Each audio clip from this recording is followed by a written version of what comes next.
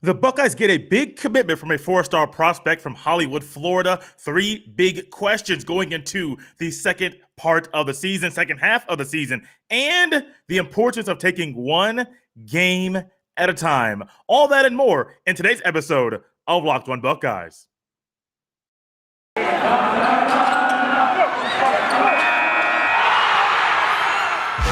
You are Locked On Buckeyes, your daily podcast on the Ohio State Buckeyes. Part of the Locked On Podcast Network, your team every day.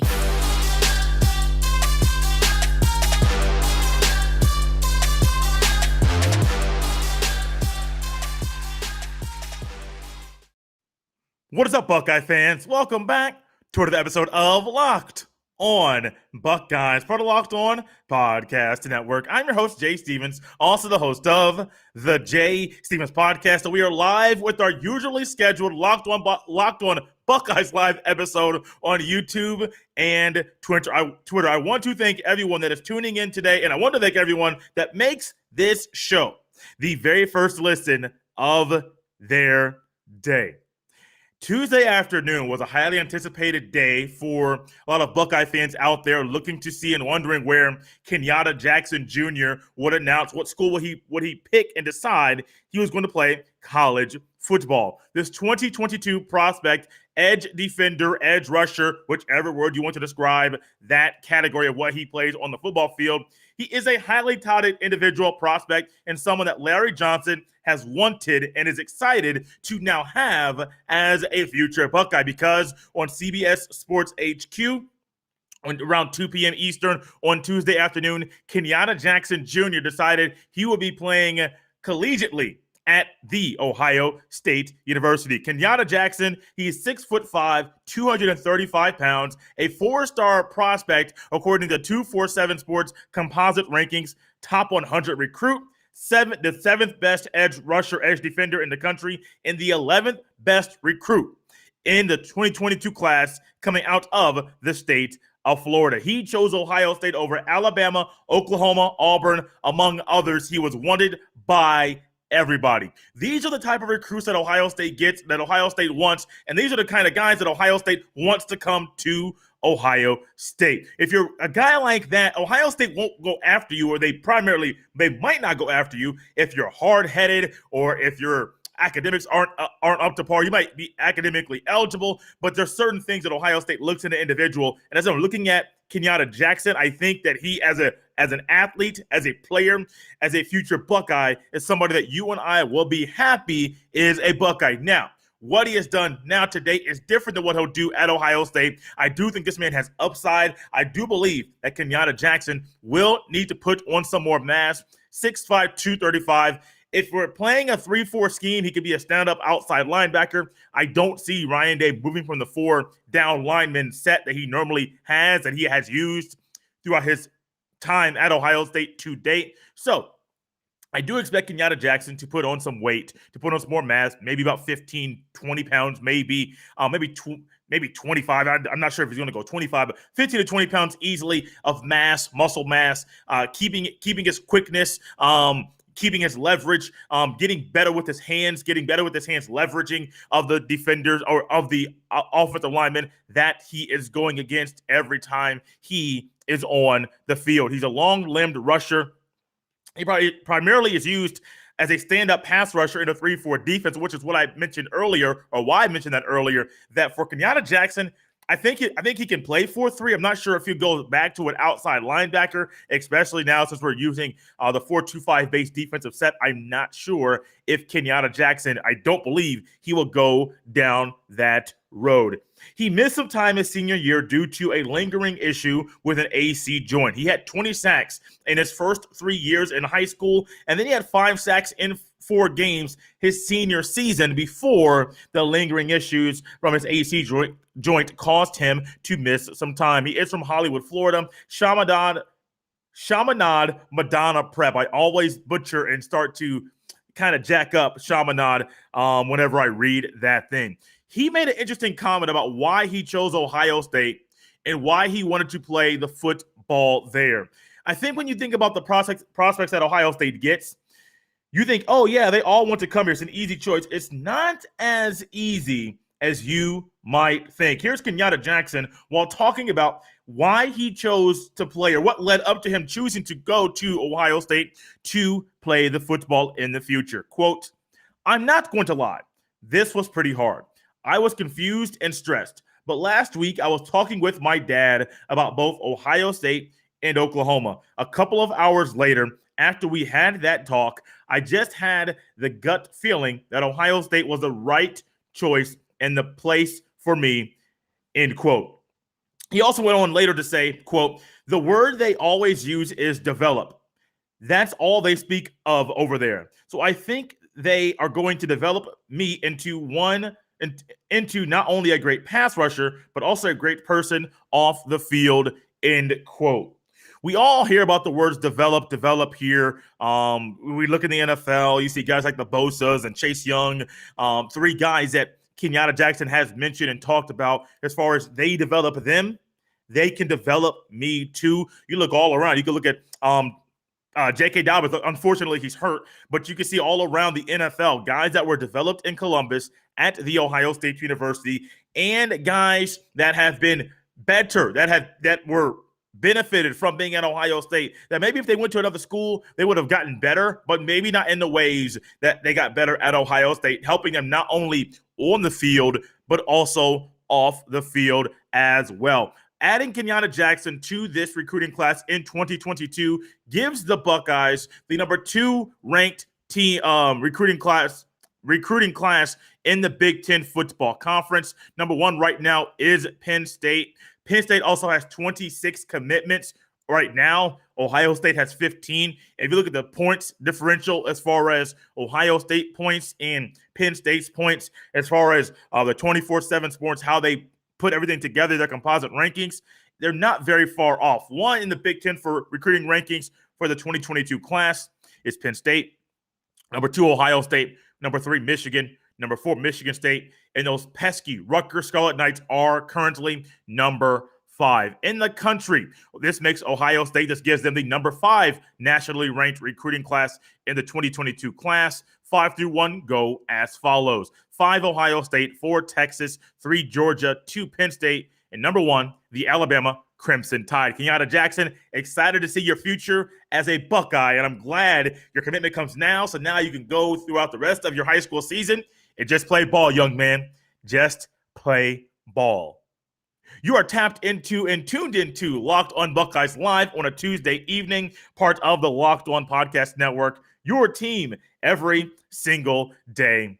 The Buckeyes start and embark upon the second half of their season this weekend under the lights in Bloomington, Indiana at Memorial Stadium in a sold-out crowd. Yes, I have been looking at tickets. I looked at tickets months ago. I looked at tickets about a month ago again. The game is sold out. It's rare for me to say this, but the Indiana Hoosiers, this may shock you as well, are going to have 2 sold-out games in the same season. A night game against the Cincinnati Bearcats, which they lost, and then this coming Saturday, a night game against the Ohio State Buckeyes, which they should lose as well. Big, massive spread. We'll talk more about the game over the next coming days before the game this weekend. As I think about this Buckeye team, and as I think about the things that they need to do, as I think about the things that going into the bye week, and then also things once they play the football in the future, Saturday, and then also the 30th against Penn State, then the 4 games in November before the Big Ten championship game, there are 3 questions that I think are on my mind. And if any of you have questions, pop them into the chat. We'll answer those live as well right now as I go through my questions that I have about this team currently. Number 1, not most importantly, but before I get to that, I know health has been a big thing for people, and I have a note right here to touch on this for a hot second. Tim May from Letterman Row recently asked in a presser on Tuesday, asked Ryan Day if he expects to have Haskell Garrett and Cam Brown back this weekend. Ryan Day simply said, quote, I do, end quote. 2 words, very direct response to the question from Tim May. So many people are asking about Haskell Garrett, Cam Brown. The expectation is to have them back this weekend. One question I have about this team. Will we see a balanced offense from Ohio State. Now, I am upping the stakes the standard because, well, it's Ohio State, and I know Ohio State can do this very thing that I believe that's about to come out of my mouth. Ohio State can average, with the talent on the offensive line, with the talent on the defensive line, with how good the back half of the secondary can be in the passing game. Excuse me, offensively. I don't know why I'm going defense right now. Offensively, Ohio State with the power and the balance they can have on the offensive line, with you can run either left, right, or up the middle, with the ability for Ohio State to maneuver different players, and you haven't even had all 5 starters healthy all season. Will we see Harry Miller back this weekend in the starting lineup, or is it Luke Whippler's job throughout the rest of the season? That is to be determined. We understand injuries happen. But one question I have is, will we see a balanced offense from Ohio State in the second half of the season? Now, when I say balanced offense, I'm looking at averaging 250 on the ground, 250 through the air. Now, you can say, Jay, Ohio State's averaging like over 220 on the ground. That's not bad. No, that's not bad at all. However, this is Ohio State. The standard is high. Let's not lower it. I recently saw an article on Twitter from the Washington Post. It was an opinion piece, and I'm glad that in the tweet it said opinion instead of just stating this is a fact. It was talking about how Americans need to lower their expectations because during the period of the Great Resignation, which I had never heard that phrase before, the Great Resignation that has been going on throughout America, they say people have been realizing that Americans' expectations are just too high. Expecting people to do their job while they're at a place of employment that is paying them, that's just too much to ask for.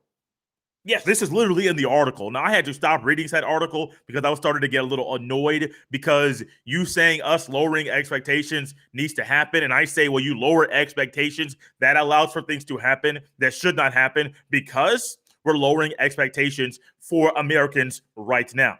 So in this piece, we're talking about how Americans demand too much from places of employment. They demand too much at restaurants. They demand too much. It hit fast food restaurants because I know fast food places, they have been needing people to work, and a lot of people have not been working for the better part of a year to year and a half right now. So I do understand all the things that they have talked about, and I do get, yes, there is a shortage of workers right now. I do understand that a lot of places not being 24/7 anymore, that has hindered, and that some people want to work third shift. Well, if you take that away, it doesn't fit their family dynamic anymore, and so they're struggling and scrambling to find a job. Now, there is plenty of time to get a job because there's plenty of jobs out there. But in this piece, it really harped on saying our expectations are too high. We need to lower our expectations for humanity because the pandemic has showed us, well, we expect too much from people, so we need to lower our expectations. One, I will say some people's expectations are too high. Those people are in the minority, maybe the 1%ers. However, those of us like myself that are in the 99 percentile of this conversation, don't lower your standard.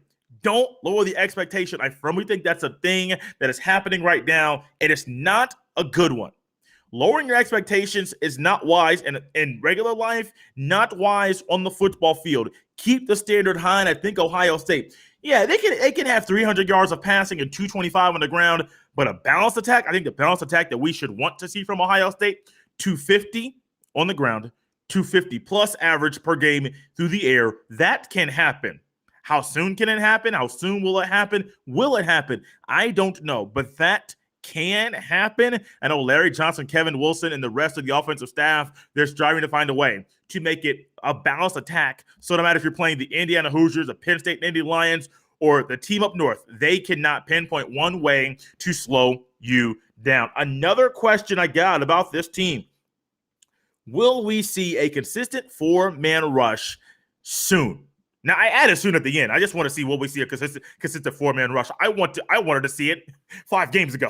Just to be completely honest with you. I wanted to see that 4-man rush 4, 5, 6 games. You say 6 games? That's game number 1. You are correct. That was game number 1. I do think that this team right now, currently constructed, can have a consistent 4-man rush. Last but not least, how have the youngsters pushed the older players during the off week? Now, I have been very vocal, maybe more than I think I have been, or maybe not enough as I think I should have been, with how I think the young guys, the Denzel Burke, the Tyleek Williams, not Haskell Garrett, he's an older gentleman in this conversation, the Jack Sawyer, the Jalen Tuamaloau, because his name is not JT, real name is Jalen. I'll either call him JT or Tuamaloau or Jalen Tuamaloau, just figuring out which right way to call him right now. I do believe those guys on defense have pushed guys like Sevyn Banks, have pushed guys like Zach Harrison, Tyreek Smith, who I believe had a concussion. I do believe he'll be back, hopefully back very, very soon. Hopefully, that's not confirmed. I do believe that I hope he will be back here very, very soon. But you've also seen a guy on the offensive side of the ball in Travion Henderson pushing Master Teague, pushing Mayan Williams, who I hope will be back consistently once again. You've seen guys like that push people. We have seen guys like a guy like Still Chambers, who just went to play the college football linebacker spot for the first time in his career, and he has had a couple guys be disgruntled, and they entered the transfer portal during the middle of the season. Now, I'm curious, because I know in the off week, you get some time, a time on a Saturday to you're not playing football, you're watching football. And I wonder if some of those old guys are watching football with the younger guys, and they're saying, hey, man, look, you a dog.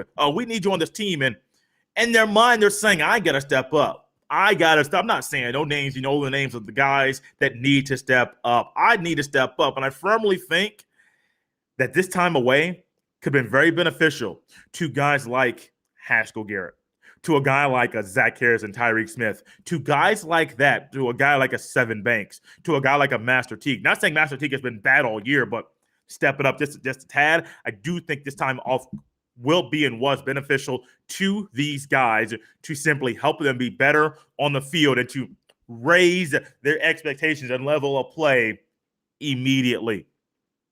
Thank you for tuning in to another episode of Locked on Buckeyes Live, part of the Locked on Podcast Network, your team every single day. Thank you for making this podcast the first listen of every single day. And remember, we will be back live.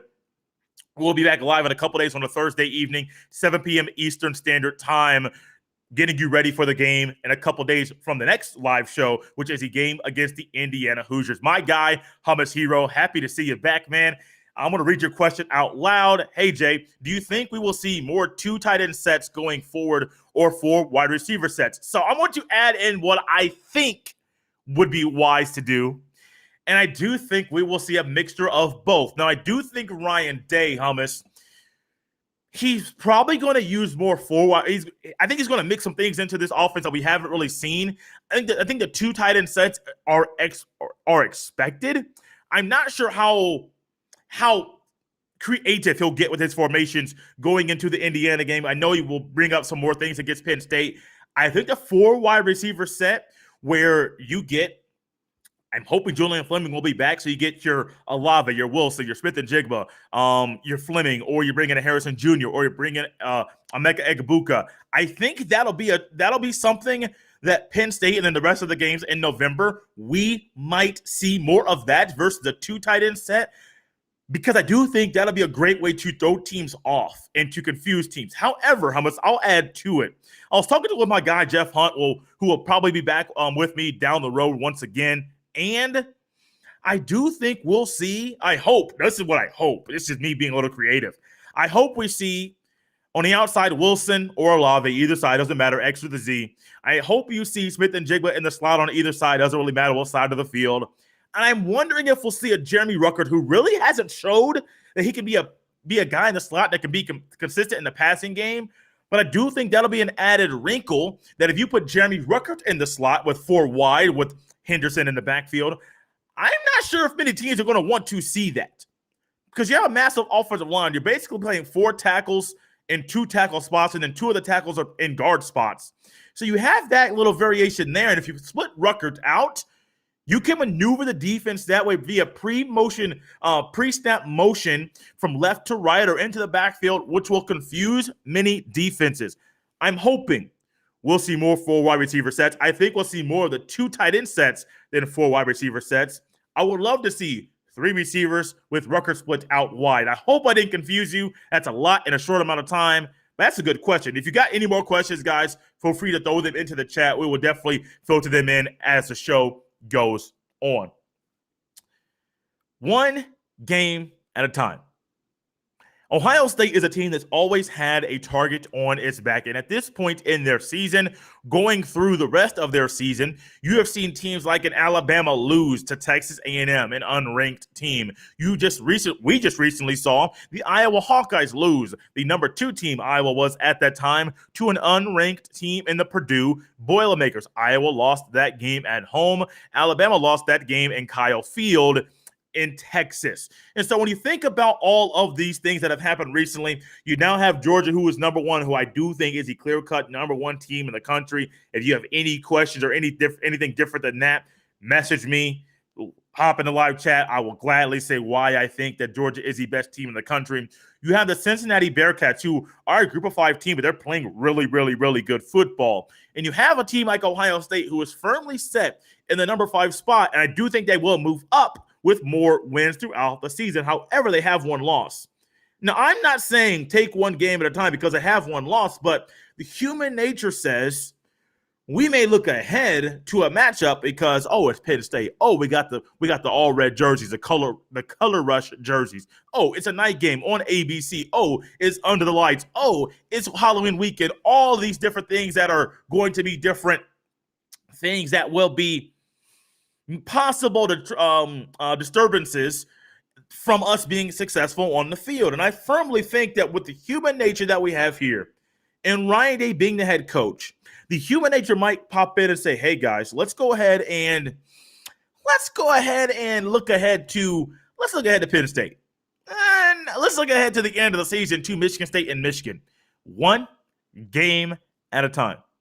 This point in your preparation for Indiana, you're saying, well, the Indiana football team can't really move the ball. They have had 2 running backs already enter the portal so far this season on the USC transfer, and Stephen Carr hasn't really got the job done. The offensive line, nothing really that's going to make you get a little nervous. The defense is good, but when the defense is on the field for a very long time, it's not really the best, and it's not really conducive for the Indiana Hoosiers to be successful in a game. This past week, Indiana was a team that was very close to beating Michigan State, who is still undefeated. A pick 6 that Jack Toto threw was what propelled the Spartans to win that matchup against the Hoosiers. One game at a time. If you look at this Hoosier team as an Ohio State football player or a football fan, you're saying, look past them. I know we got 1 L, but IU is trash. Before you know it, the game could be tied in the 4th quarter because of sloppy, bad play.